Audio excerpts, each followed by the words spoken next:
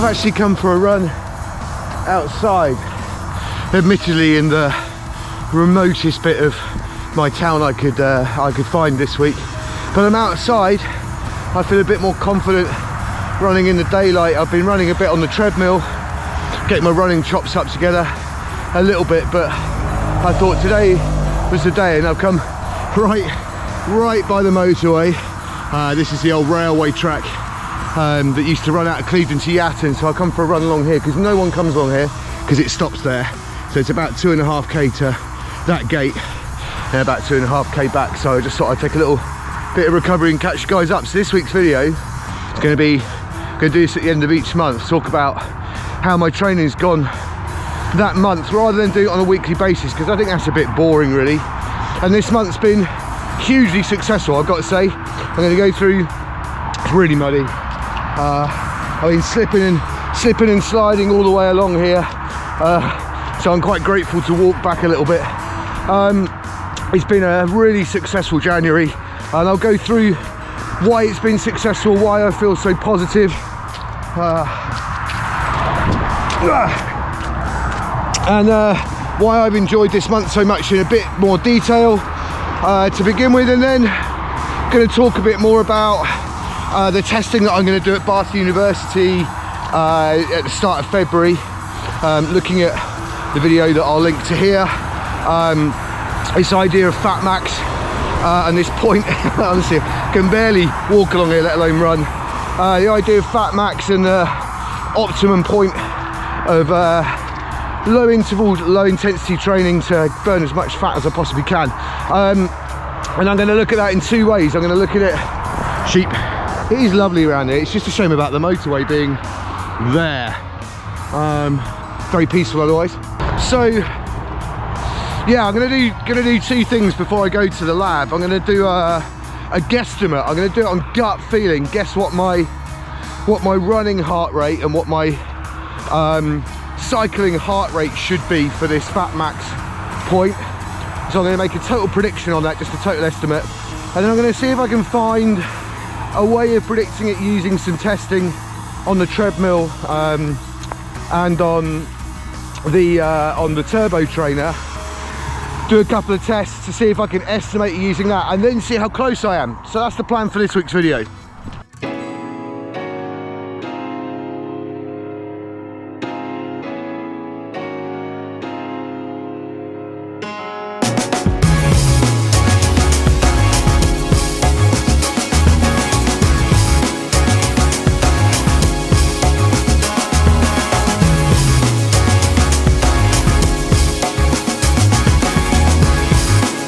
So let's start off with talking about fasting and the weight loss thing. So those of you who watch the channel will know that I quite regularly do this kind of fasting, which is known as 16-8. So it's pretty simple. You fast for 16 hours and you eat within an 8-hour window. And sometimes that ends up being 17, 18, and sometimes even 20 hours of fasting, just due to either how I'm feeling or how the day's set up and whether I can actually get to the point of eating. Sometimes it often ends kind of late morning or mid-morning, my fast. Quite often I'll just wait until lunch, and the idea being that basically you're just skipping breakfast, so essentially you just eat normal lunch, a normal dinner. Like with any kind of fasting thing, there's no point in kind of fasting for a certain amount of time and then eating, you know, double your body weight in calories in the time that you are eating. So it's a case of a really healthy but nutritious lunch. It's going to fuel me with some carbs for the afternoon sessions, and then a good meal in the evening, again with loads of veggies and good nutrients in it. So really it's just a case of skipping breakfast, and it's worked really well for me. I find it super easy. I'm sure a lot of you do. I use an app called Fastic or Fastic just to keep track of when I stop eating and when I start eating. I've found that I've been eating my evening meals earlier, and I feel so much better for this. I've never done this before, and everyone's always said that you should eat your evening meal a little bit earlier, and I have to say I'm a complete convert to it now. I don't go to bed feeling bloated or horrible, drinking loads of water as a result. So that's worked out really well for me. It does mean that I have to kind of periodise when I'm training. So whilst I'm fasting or whilst I'm fasted, no interval sessions, nothing with any real intensity that's going to require glycogen or carbohydrate kind of fueling. It's all kind of trying to aim in that fat zone at the minute, which is what I'm aiming at doing right now, is just to get a lot of this excess weight off. So let's talk a little bit about the weight situation. So I started off at the beginning of January at 114.8 kilos. Now, for those of you that work in the old style numbers, that's just over 18 stone. Now, I have never, ever been that heavy in my life before. There are multiple reasons why I've ended up being that weight. Primarily, I was eating too much and not exercising enough. Too much booze, too much food, not enough exercise. Mine was gone end of last year.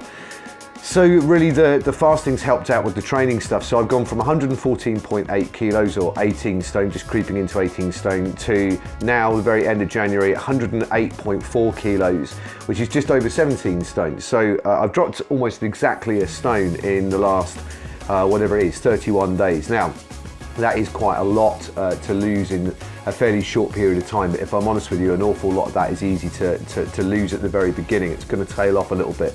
I feel so much better in myself the way that I'm going about things at the minute. So that's the weight loss at the minute, 6.4 kilos gone in January. Now, like I say, I'm not expecting that to carry on, and as the training intensifies and the intensity comes in, I'm not going to be able to maintain that. So anyway, that's where we're at with January in terms of fasting and weight loss. So far, so good. A little while back now, I had a very scary experience of finding out that my blood sugar levels were up in the pre-diabetic range. I have been pretty careful about that since, so since the start of January, I've been keeping a fairly close eye on my blood glucose levels. I was coaching some athletes from the club that I'm a member of in terms of group bike riding skills, signals, courtesy, etiquette, road safety, all that kind of stuff. Now, somebody in the group mentioned that somebody had said this is a beginner's group, and it really isn't a beginner's group. We had this big discussion in the coaching session about how often it's easy to spot the athletes that have been stuck on a turbo throughout the winter. Now, in my opinion, it's relatively mild winter for the UK at the minute, but thank goodness for those Arctica Physique boots that I've got, because it means that riding in the cold isn't a problem, but it means that my bike handling is upheld, and when you're on a turbo, that can really take a hit over the winter. So it's a really good idea when you do get out your bike to do some bike skills. It's not something for your bike skills when you're 8 years old, like you were when you were at school doing your cycling proficiency. This is something that even the pros do, and we had this big discussion about bike handling and its importance, and how learning to ride one-handed, either hand, or taking feet off and going diagonal, feeling the shift in your center of gravity, and doing a bunch of basic drills in a safe environment around some cones in a group or something is absolutely nothing to do with being a beginner. It's absolutely the sort of thing that anybody that rides a bike on the road should be doing, particularly in the winter and the spring. And I came home after that bike session and was scrolling through Instagram like you do, and I came across a post by Chris Opie talking about this exact thing. He does an awful lot of bike handling skills, and I thought it was just an interesting topic to bring up in this video this week, that, you know, just doing basic bike skills every time you go out on your bike, low speed stuff, getting to know where your balance point is, and just improving that, so that drinking out of water bottles, signalling, taking gels out of your pocket, whatever it might be, is done with ease and with safety and as efficiently as you possibly can. Hey, psst. Hit the subscribe button, notifications bell, give me a thumbs up, leave a comment in the comments below. Kushti. Right, so what's up next? Well, the next up is the training bit. So I'm going to try and whiz through this relatively fast, but also I'm not doing these as weekly videos now, so I've got 4 weeks to talk about, and it's been an excellent 4 weeks of training. I have to say, I've enjoyed my training a lot this last month. It's been great getting back into the swing of it, like my goals were set in December about this idea of kind of having training as a default position. So let's start in the same sequence as we would do in a triathlon. Let's start with swimming. I personally think that swimming is going the best out of the 3 disciplines at the minute. I would say I'm probably in that sort of group just below my very, very best. And it's been a few years now since I've been at my very best, where I was swimming, 2:45 for 203, 5:45, I think 400. I'm still kind of in the 3 minute, 6 minute kind of area at the minute. But We did a T1000 last week. For those of you who don't know what T1000 is, it's literally the worst thing you would ever want to see a coach write up on the board. They normally write the warm-up and then they get you doing the warm-up and they don't write the main setup because everyone would get out of the pool. A T1000 is simply swimming 1,000 meters as fast as you can, taking it as a fitness test. It's a little bit more arduous than doing a CSS, which is a flat out 400 and then a break and then a flat out 200. But it's a really good marker for the season. Now I swam this dead on 17 minutes. I did have a little bit of traffic in the second half with catching up the people in my lane and lapping them, but I was around about 17 minutes for the whole thing dead. Coach gave me a split for 500 meters, which was 6 minutes bang on. Now, 6 minutes bang on for 500 meters is 1:36 per 100. When I swam the 17 minutes for the whole 1,000, that worked out to be 1:42 per 100. So I slowed down in that second half, whether that's physiologically or whether it was because of traffic, who knows really. But my goal, the reason why this is really exciting for me and really telling for me is the fact that my goal in the pool is always to try and see in the run up to a season start whether I can swim around about 25 minutes or less for 1,500 meters, because in a race you never really know the distances, you never know how you're going to draft or whatever your wetsuit is. So my performance goal in the run up to season is to try and swim 1,500 meters at what works out to be 1:40 pace. That brings you in at 25 minutes. So I swam 1,000 meters at 1:42. My goal is to swim 1,500 meters at 1:40, and we're in January. So that's why that's superb at the minute. One slight drawback of the swimming at the minute, since we came back after lockdown, I've been tipping up to the pool in my kit with a dry robe on, ready to get in so I don't have to change. I just get changed, I take my dry robe off on the pool deck, swim, come straight out and come home, and that's caused a problem with my eyes. I've had this reaction to the chlorine, so new rules are I have to make sure I have a shower straight out of the pool, get all the chlorine off, because I've got these really bad red rings under my eyes at the minute where it's really sore. Anyway, here are the distances for week 1 to 4 of January. Been creeping up and building up in terms of distance. Week 1, 3,900 meters over 2 swims. Week 2, 4,200 meters over 2 swims. Week 3, 4,150 meters over 2 swims. And then this last week, 5,560 meter swim with the T1000 in it over 3 swims. So that's been creeping up quite nicely. Onto the bike. So the idea of the bike in this last month has been to slowly increase the distance and the time I'm spending in the saddle, really. A definite mixture again of really, really low intensity, trying to get the rides up from around about an hour, hour and a half up to 2.5 hours of just easy riding locally on the roads, and a couple of intensity sessions. So essentially, I got back to where I was when I was doing the Grand Tour, really, which is just grabbing rides when I can. You kind of look at your schedule or whatever, and you go, I've got an hour, I'm going out for 45 minutes, I'm going out for an hour, just grabbing time as and when you can. So anything from 90 minutes to 2.5 hours, very easy. 2 to 3 interval sessions, VO2 max, anaerobic, whatever, on Zwift on the turbo. And they normally last about 40 to 45 minutes, so short high intensity or longer low volume low intensity. And this is probably sounding quite familiar, that we don't do any of this stuff in the middle, this grey area stuff.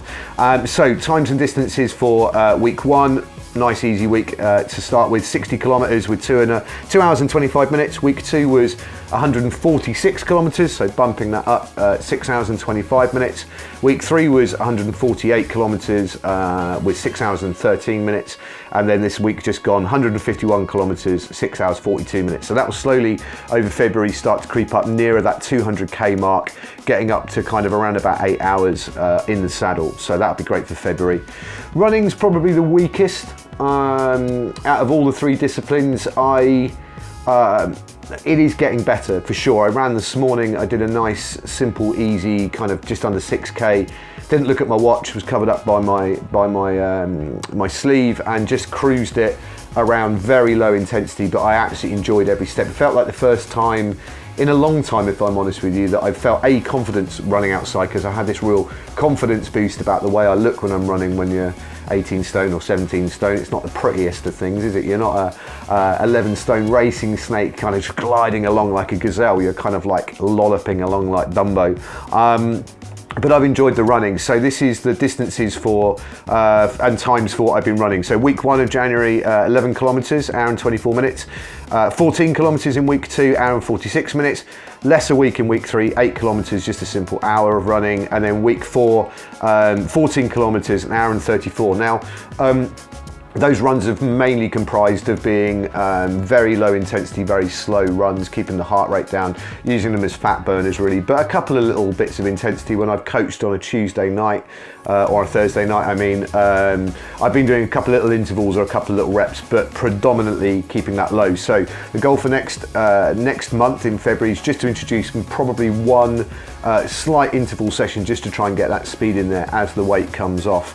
I've also been doing a little bit of yoga. Shh, don't tell anyone. I've turned into a proper hippie. Bex has got this amazing yoga instructor. He has a video that we did, and that video really hit all the marks in terms of what I've been trying to stretch out, and it was a nice hour of just chilling. So I'm going to be kind of bringing that in once or twice a week, making sure I do about an hour of yoga and stretching and stuff. That will have to increase a little bit, but little by little. We're rubbish at this stuff, aren't we? Strength and conditioning, core work, we are terrible at it because it doesn't look good on Zwift really. It doesn't show anything up. Right, that's all the training done. You can switch your brains back into gear now if you like. So next week on the 7th of February, I'm going to Bath University to do this Fat Max test that, if you haven't seen it, I've talked about in this video up here. This idea of finding exactly physiologically where the sweet spot is for you personally, for the intensity you want to be riding and running at predominantly in to burn the maximum amount of fat that you can out of the calories that you're burning. So it's a difficult thing to kind of estimate, but it's around about 60% of your VO2 max, but it's different for everybody. So I've got a couple of predictions, because this time next week we will know the results of this in terms of the proper metrics from Bath University and Dr. Jonathan Robinson. So I've done a couple of predictions here. One is just gut feeling, and the other one is based off of VO2 max off of the Garmin. How accurate is this? Who knows? So this is my gut reaction. My gut feeling is that my heart rate, we're going to base all this off heart rate because pace on the treadmills and stuff is going to be difficult, and power, guessing on the power on the bike is going to be different because each power meter, or my turbo, or my power meter on the bike is going to be different. So I'm going to go completely off heart rate on this. So I'm going to estimate that my bike heart rate, Fat Max heart rate, is going to be 133 BPM, and that my run Fat Max heart rate is going to be 155 BPM. If I'm honest with you, I think they're both way too high, but that's my gut reaction. Talking of way too high, working off of Garmin VO2 Max and doing a little bit of a formula and an equation to get your heart rate off of this. This means that my heart rate should be a little bit lower according to Garmin for Fat Max, at 126 BPM for the bike and 140 BPM for the run. Now we'll see how close that comes in. This is done off of an estimate of 60% of your VO2 max using my Garmin. So this could be way off, and the 60% of VO2 max could be way off in regard to how my body works, because for a start, I've got a high heart rate. Even at the age of 45, in the last kilometre of 10K, for example, I can still get my heart rate up to 198, 200 BPM. So I have a naturally high heart rate in that top end, and yet my resting heart rate is around about 46, 47. So quite a wide range there, really. But those are my predictions. We will come back to this little bit of the video next week when we know the results.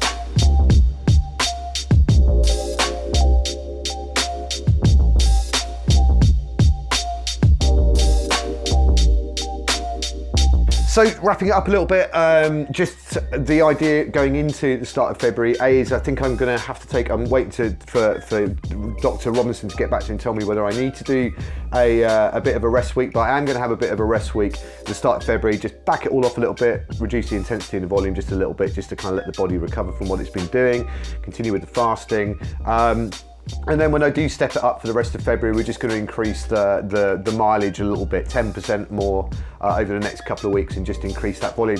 Going to be able to start bike commuting back into work on at least a Thursday, so that's easy miles, isn't it, to kind of get in. However, I was watching a Cody Miller video. If you don't know who Cody Miller is, I will leave a link to Cody Miller at the end of this video. He is an Olympian swimmer, and he makes great vlogs. I absolutely love the way he does vlogs. They're really stripped back, they're really easy, but I love his enthusiasm, and he's got a great deal of charisma. You know, there are just some people on YouTube that have got that charisma and that interest. So he was talking in an unsponsored video, as is this, not in any way sponsored, about this little box of tricks here, Polar Verity Sense heart rate strap. Now, I've never really been a massive fan of optical heart rate monitors. I think these are okay at low intensity. They start to wobble a little bit. High intensity, massive fluctuations in accuracy. If you ever watch DC Rainmaker or Matt Legrand's videos, you'll see that they talk about kind of discrepancy between them. However, this is supposedly very well regarded, and also you just pop it underneath your swim cap. You just stick the little unit that's about the size of a 5p piece, like 3 5p piece stacked on top of each other, and you just stick it against your skin underneath your swim hat, or fix it to the little goggle connector. And I've always been quite intrigued about my heart rate with swimming. I used to have one of those Garmin swim straps, and it didn't really ever seem to connect properly or tell me much information. And I'd be really interested in looking a little bit more at my heart rate when swimming, and what's going on with these really high intervals, see what's happening with T1000s and CSS tests and the like, or see what pace I can swim at a certain heart rate for. So I'm very much looking forward to using that, and that's Cody Miller's fault and Matt Legrand and DC Rainmaker's fault I bought that. And also, I don't know what you lot are like, but I came through heart rate straps. I don't really look after them. I know you're supposed to wash them. Well, I know you're supposed to wash them for a start, but I know you're supposed to wash them once a week or whatever, and I really don't. I know those straps deteriorate, and they're not that cheap. They are fairly disposable, but I know that I'm going to need something that A, works, and B, is very accurate for the testing that I'm doing on Monday at Bath University. Now, obviously, they have their own kit, but I'm also taking my own kit because I need to be able to relate their results to my equipment. Their power meter on their SRM is going to be super accurate, but my 4i that's in my cranks reads differently to my tax, and that will probably read differently to my SRM. So I'm going to be using my own kit so that I can replicate the wattages and stuff like that. So I'll be taking one of these with me. This is also Polar. I've never had any Polar kit. Well, I'll tell a lie. My very first heart rate monitor was a Polar. And it was a little disc thing that used to be able to clip into a watch strap or clip into your handlebars on your bike, and this was around about circa 95, 96 when I first started doing triathlons, and I used to ride along and I would look at my heart rate and go, isn't that nice? And I knew nothing about heart rate training, and now I know a little bit more about it, thank goodness. But this strap, this H10, Polar H10, very nice orange colour. It's going to get looked after. Hopefully it'll last me more than 3 or 4 months like my usual ones do. But according to the research that I've done, according to DC Rainmaker, etc., these are extremely accurate. I'm not one for all the tech stuff. I leave that to the experts like Matt Legrand and DC Rainmaker. But those two new bits of kits, I'm looking forward to getting those out. I don't think we'll be able to do much interesting stuff with this because it is just a heart rate strap, and we do stuff like this anyway. But I will be talking about this in future weeks. Talking about what information I'm getting about my swim and developing it that way. That is about it, isn't it? I don't know what else there is to talk about this week other than that in terms of training. Rest week, build it up, hopefully near a 200k on the bike, hopefully near a 20k in terms of running, and just see those times creeping down in the swim, watch that weight dropping down, keeping it going as it is, staying off the booze, staying on the fasting. The fasting, by the way, I forgot to say this earlier, you'll know this from videos if you watched this before, I'm a big fan of doing stuff, not the not doing. I don't like the idea, the negative thing of don't do this, don't do this, don't do this. Fasting and not drinking booze, and the fasting is simple, it is a doing action. I am fasting. It's not a case of I am not eating, it's a case of thinking about it and framing it like I am fasting, I am sober. Those things sound positive and progressive. There you go, that's it for me this week. I will see you in a couple of videos next week. Got a few to catch up on this next week, and I hope you've had a good weekend, and I will see you very soon.